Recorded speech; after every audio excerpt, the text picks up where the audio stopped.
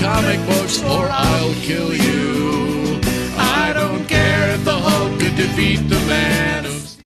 Hey there, Comic Fam. Bullseye Bob here, and welcome to Everything Comics. And this is my very first haul video of 2022. That's right. Not all of it has come in the last couple of weeks. There's some stuff here that I got that I had accumulated at the very end of 2021 in December, but also in the last couple of weeks. I've been on the hunt. I've got some pretty good books, and these videos seem to do pretty well. It looks like you guys like to see what I'm getting, and so I got a lot of great books here, and I'm excited to get into it. Before I do that, I want to let you know that this video is sponsored by the Rogue Trader. There is a link down in the description to his website. His name is Eric Strubble. He's a really good friend of mine, friend of the channel, friend of the comic community. And his website, the RogueTraderUtah.com, he has a lot of great comic books for sale that you can check out. But he also has one of the best pressing and cleaning services out there. And I've told you guys this a number of times. When you use a pressing and cleaning service, you don't want to just use anybody. You want somebody with experience. And Eric has years of experience under his belt. Just as an example, if you the very first link down in the description is to his YouTube channel, which you should definitely be checking out. But that video there is one that he got together with somebody in his local community who had a bunch of slabs that he took a look at that had been pressed and cleaned by a different service. And he basically said, I think I can improve these grades.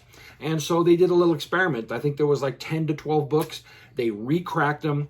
Eric took a look at them, repressed and cleaned, did his thing, and then they sent them off to CGC. And would you know it, I mean, almost all of them came back with higher grades, all but two. One of them even got a 3-grade bump. I mean, how insane is that? So again, you don't want to just go to anybody. Eric has years of experience under his belt. If you're thinking about having any books submitted to CGC, you don't want to send them in without having them pressed and cleaned, or at least having somebody with experience look at them. Send him an email, see what he can do for you. He's an awesome guy to work with. He'll take care of you. Now, when you're there at the website, if you use the pressing and cleaning service, or if you buy any comic books, when you check out, use the code EVERYTHING20 and you'll get 20% off your purchase. You can't beat that. So anyway, go check them out. Awesome service, awesome website, and Eric is a gem to the comic book community. Also, this video is sponsored by the Refuge Coffee House. That's right here in Portland, Oregon, 9217 Southeast Foster Road. The owner and proprietors, Keith and Kimmy, they are very, very good friends of mine. They will always be a sponsor of the show. They allowed me to film most of my first episodes right there inside of the coffee shop. And they're an awesome, awesome couple. And their business is awesome. The coffee there is great. The atmosphere is awesome. And if you're ever here in Portland, let me know that you're going to be here. We'll go get a cold brew, because their cold brew is the best. So, and then also remember, every Monday morning, I'm with Bueller on the Comics with Bueller channel. That's right. We have the brand new Coffee and Comic Show. It's a great way to start the week. This last episode this week had to do with what was the most you ever paid for a comic book. It was a great discussion. We had a lot of comments on that. And we're coming up on to the 150th episode, which will be the last episode of that version of the show. And then going forward, we'll have something new for you. But definitely check out our video that drops every Monday morning at 5 a.m. Join us for the premiere. If you can't, definitely check out the replay. It's always an awesome time. All right, so first haul video of 2022.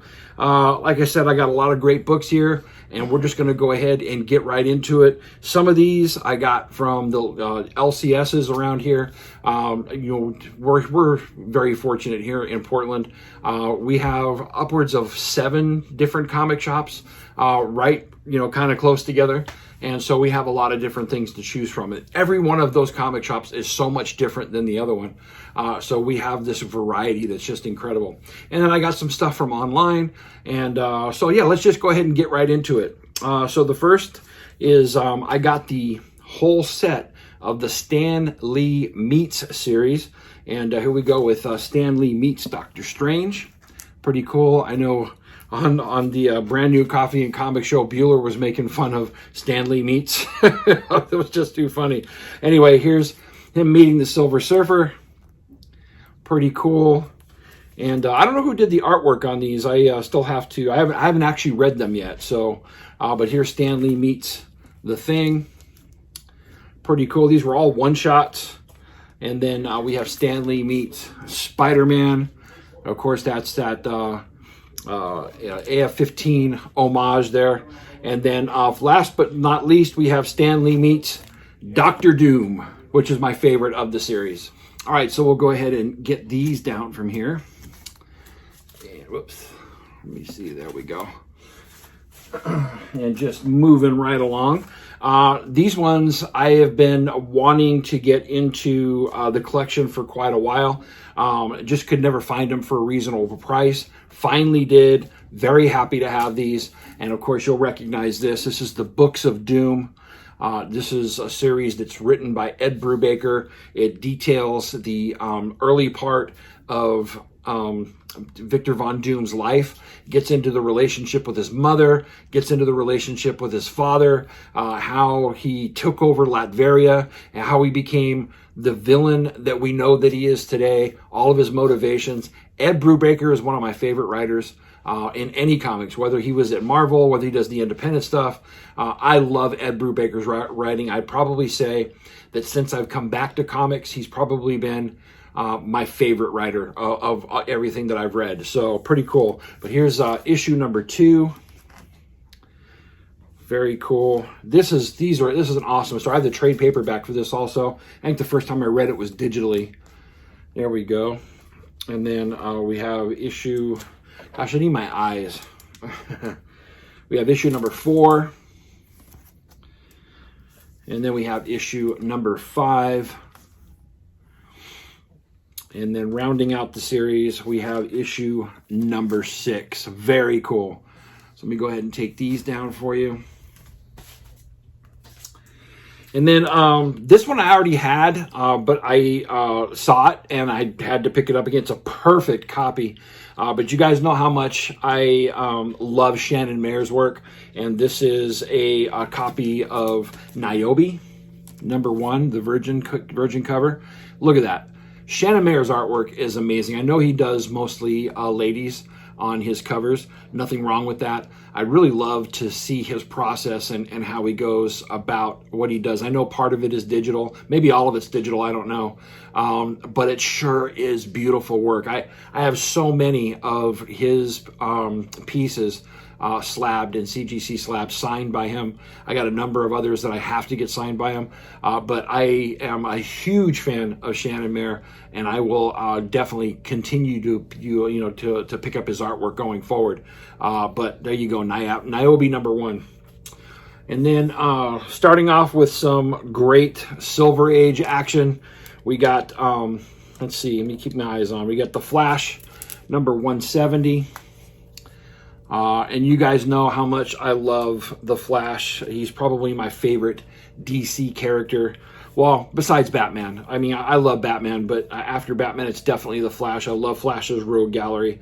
Here we got number 189. And this cover here, I thought was kind of cool because this one, it says right there, it was done by Joe Kubert. Pretty cool. Let's see. Then we have issue number 201. And as you guys have probably noticed in my last couple of haul videos, I've had a number of issues of The Flash. And that's pretty cool because I'm starting to amass a pretty good run. I'm trying to collect number 106 to 250. I think those are the most significant Flash issues of the Silver Age. And so I'm just having fun with it and collecting those. I probably won't end up keeping them. I'll probably sell it as a whole set. But I'm sure having fun with it. Next one is issue number 132. Pretty cool. And then I got issue number 144. These are all nice copies that I've been able to get here. Issue number 176. That's a nice one. I love the color on that one. And then this one here, I think this is amazing. This is one of my favorite Flash covers. I showed this on my Instagram the other day. This is a cover by Gil Kane. And this is Flash on his knees praying to God. And you know how much that sings to my heart. He says, "They say I'm the Flash. If it were only true, I could help them. Please make it come true, God." And look at this. Oh, I just love it. Absolute wonderful cover by Gil Kane. And definitely one of my favorite Flash covers. So pretty cool. Let's take those down. And then let's see here. We got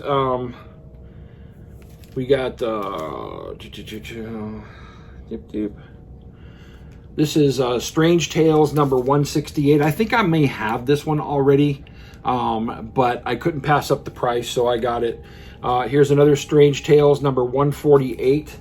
And cool thing about this one is I think the artwork on the inside is Don Heck. But if you'll notice, I think it's right there. This wonderful cover was done by Bill Everett, which I thought was really cool. So there you go on that. Then we got one of the late Kirby Fantastic Fours. This is number 78. Pretty cool. And then we got number 91. Not sure who did the artwork on this one, but I'm sure the layouts were at least Kirby for sure. But we got the Thing in chains there. And then this one here is I got some Submariner. You guys know that. So I'm not a huge Submariner fan, but the old issues of Submariner have some nostalgia value for me, especially when he goes up against Tiger Shark and villains like that. But here's issue number 17. And the beauty of this issue, and I always try to highlight this when I can, the artwork inside of this one was done by Marie Severin, and probably the greatest unsung hero of comic book artwork of the 50s and 60s. Predominantly her work was in the 50s. She did some work on Marvel Comics. She actually did more than most people think. And I remember when I was growing up for all the spoofs that she did, the comic book spoofs, which were just absolutely incredible. But she is an amazing artist, and she kind of teams with Jay Hawk inside of this one. But this is an issue that definitely has Marie Severin's artwork, and I just thought it would be kind of cool to point that out. And then next one, we got issue number 126, number 26, which is just a few issues after this one. But this one's got Sal Buscema all over it. I love Sal Buscema's artwork. If you guys get a chance, I'm pretty sure it's on Sleepy Reader's channel, but go back and watch the Sal Buscema discussion with him and Sam. It was by far one of my favorite things that the Portland Comics crew ever did. Those guys getting together and talking Sal Buscema was just absolutely awesome. I'm pretty sure it's not on Sam's channel. I'm pretty sure it's on Sleepy Reader's channel. But if you get a chance, go back and check that out. A lot of great information there, a lot of great nostalgia, and just a couple of comic book complete fanatics going to town and talking about one of the old crew, Sal Buscema, because he was on all the stuff when we were kids, and so pretty cool stuff. All right, let me get these down from here. All right, and so the next one is Submariner number 45. I got this because it's got Tiger Shark on it. I love Tiger Shark. It's a pretty beat up copy, but I don't care. It's well loved, and it'll be loved by me for sure. And then we have issue number 52 going up against Sunfire. One of the few books I've seen with Sunfire in it besides, oh heck, I can't remember right now. And you know me, I love Daredevil, so I got some issues of Daredevil here. Here's issue number 29. It's got some damage on it, but it's not too bad. And of course, you look at the artwork on the cover, you can tell it's got Gene Colan all over it. Gene Colan, one of my favorite Marvel artists ever. And then this one here is issue number 92. And this is from the Jerry Conway era. And also Gene Colan. I think Denny O'Neil was the editor-in-chief at this time. I'm pretty sure. But anyway, this is, when Jerry Conway took Daredevil to San Francisco, and then all the team-ups with Black Widow happened. I love these books. And then we got issue number 101.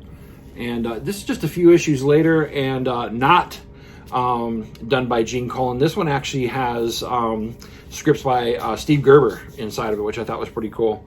And then another Daredevil issue that I picked up is issue number 189. I thought it was a nice enough copy to pick up another copy. You guys will know this one. This definitely is it. I don't know if you consider it a key. I consider it a key. This issue features the death of Stick, which is pretty, to me, significant. Pretty cool. It's from the Frank Miller run. One of the things that I thought was really cool is that Klaus Janson did the art, he did the ink, and he did the colors inside of this, and which I thought is just absolutely amazing. I'm a fan of Klaus Janson's artwork at that time. I thought his pencils were great. I don't know why they didn't use him more for that. They predominantly used them as an inker, but I think that the Klaus Janson pencils were really good on the Daredevil run. If you haven't seen that, definitely check it out. He's got some great stuff there. And then I got my last two books here. I saved the Piece de la Resistance. I think that's how you say it. These are two of the comics that my beautiful wife got me for Christmas. And you guys will recognize these right away. The first one is a Flash issue. One of my grails that I hope to get at some particular point is Flash 106, which is the first appearance of Gorilla Grodd. And haven't been able to get that yet. But here is issue number 107, which is the second appearance of Gorilla Grodd, which... it's a beautiful copy. I mean, it's got some, some things going on with it, but definitely one that I'm cherishing right now because she got it for me. And then this one is one that I've never had. I've always wanted it. It's Journey into Mystery 112. There you go. And this is the very first time in Marvel Comics that Thor